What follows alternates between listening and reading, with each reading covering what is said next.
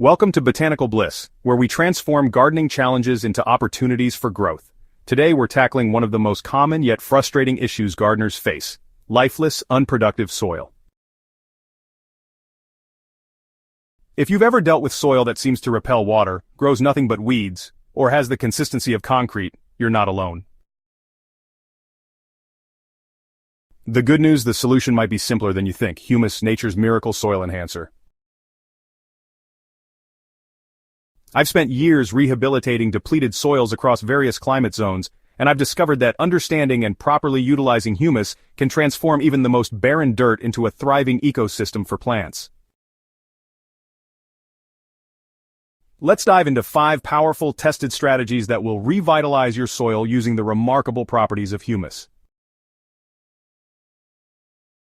Before implementing any soil building strategy, we need to clarify what humus actually is.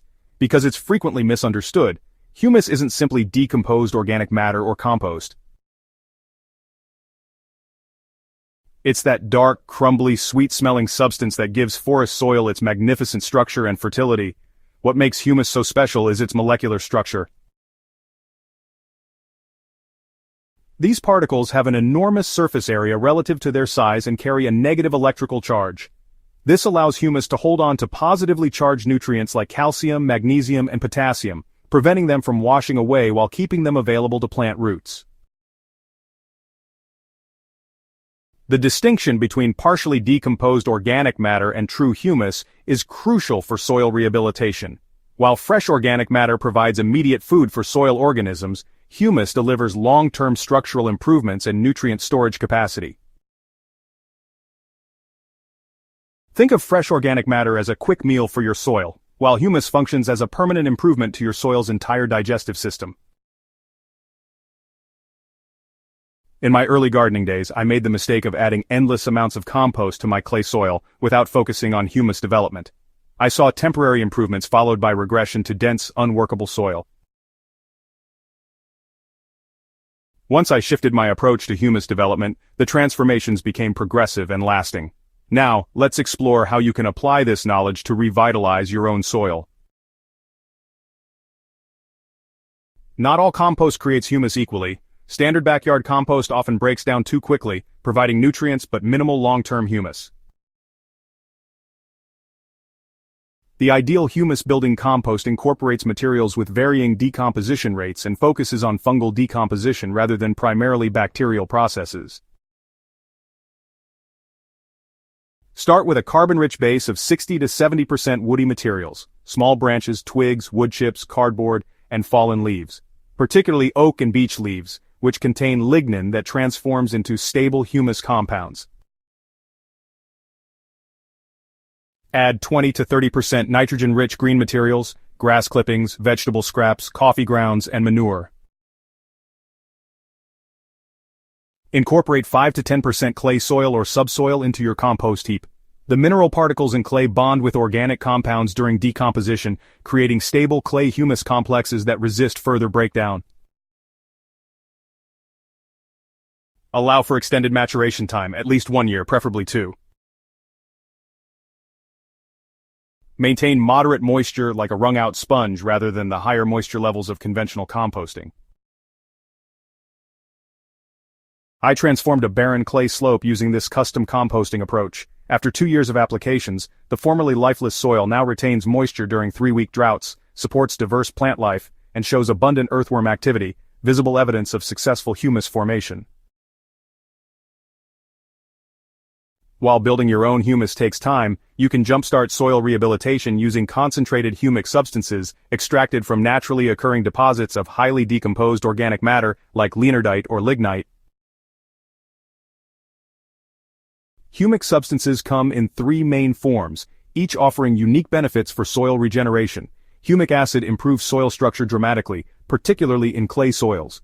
It works by binding to clay particles, preventing them from sticking together and creating the cement-like consistency that challenges many gardeners. Regular applications of humic acid can transform compacted soil into crumbly, workable ground within a single growing season. It also stimulates root growth. I've measured up to 30% longer root systems in seedlings treated with humic acid compared to untreated controls. Fulvic acid, with smaller molecules that easily enter plant tissue, functions as both a soil enhancer and plant stimulant. It excels at chelating nutrients, essentially acting as a nutrient delivery system that makes minerals more available to plants. For severely depleted soils, fulvic acid applications provide an immediate boost, while longer-term humus-building processes take effect. In my test gardens, plants treated with fulvic acid showed noticeable improvement in color and vigor within just 7 to 10 days. Human, the most stable fraction, permanently improves soil structure and provides long-term carbon sequestration. While less available as a separate product, some premium soil amendments contain significant human fractions. For practical application, liquid humic substances work best for immediate results, while granular forms provide slower, sustained release. I apply liquid humic acid at a rate of 3 to 4 ounces per 1,000 square feet monthly during the growing season for rehabilitating problem soils. In my community garden project, we rehabilitated a former parking lot with severely compacted soil using humic acid as a key intervention. Within one growing season, soil that previously couldn't even be penetrated with a garden fork became workable to a depth of 8 to 10 inches, allowing vegetable roots to develop properly for the first time. Mulching contributes to humus formation while protecting soil from erosion, temperature extremes, and moisture loss. However, for rehabilitating truly dead soil, we need to go beyond basic mulching practices. Strategic deep mulching creates ideal conditions for natural humus formation directly in the soil profile. The method mimics forest floor conditions, where layers of organic material in various stages of decomposition continuously build humus reserves. Begin with a thin nitrogen layer directly on the soil. Fresh grass clippings, manure, or high-nitrogen organic fertilizer work well. Next, apply partially decomposed compost about 1 to 2 inches to introduce beneficial microorganisms and provide substrate for their activity. Add 3 to 4 inches of carbon-rich materials, straw, leaves, paper, or wood chips. This layer feeds the decomposition process for months or even years, depending on the materials used. Top with a thin layer of finished compost or soil to prevent the carbon layer from drying out and to inoculate it with microorganisms. This creates a sandwich effect that accelerates decomposition. The stratified nature of this mulching approach creates multiple decomposition zones where different organisms thrive, ultimately producing more diverse and stable humus compounds than single material mulches. I implemented this mulching strategy on severely eroded hillside plots where conventional restoration methods had failed.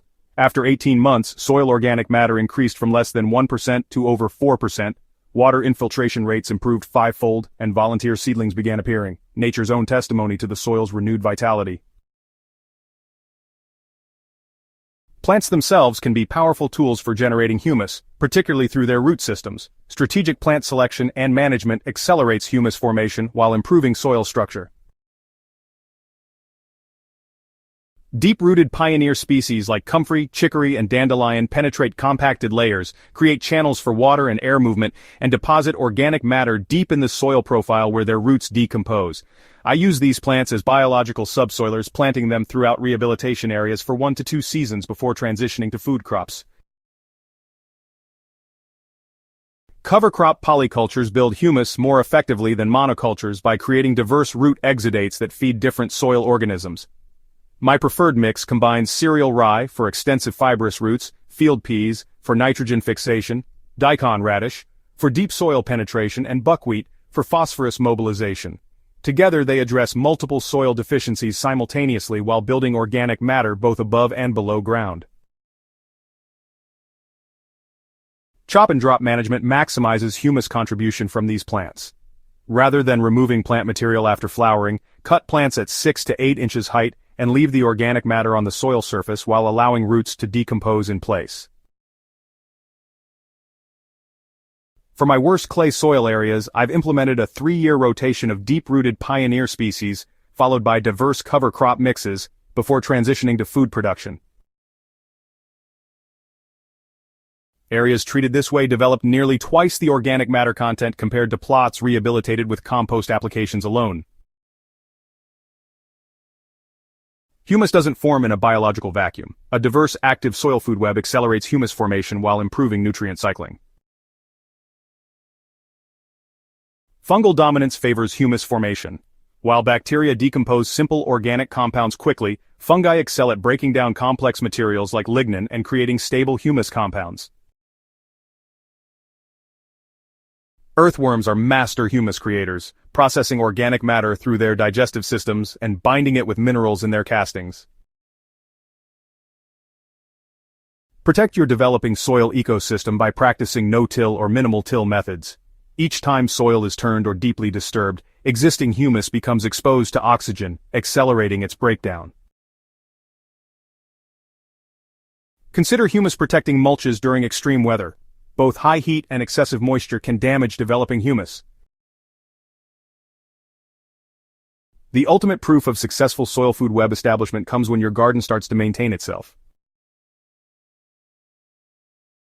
In my demonstration gardens, areas with well-established soil food webs require 40% less irrigation, show natural suppression of common pathogens, and maintain consistent plant health with minimal intervention. Revitalizing truly dead soil isn't an overnight process, but with these humus-building strategies, you can expect visible progression. Within 3 to 6 months of implementing these practices, you'll notice increased earthworm activity, improved water infiltration, and soil that's easier to work. After 1 full year, expect soil that can be worked to 6 to 8 inches depth without excessive effort, noticeably darker soil color indicating humus formation, and plants with stronger root systems and fewer signs of stress during challenging weather.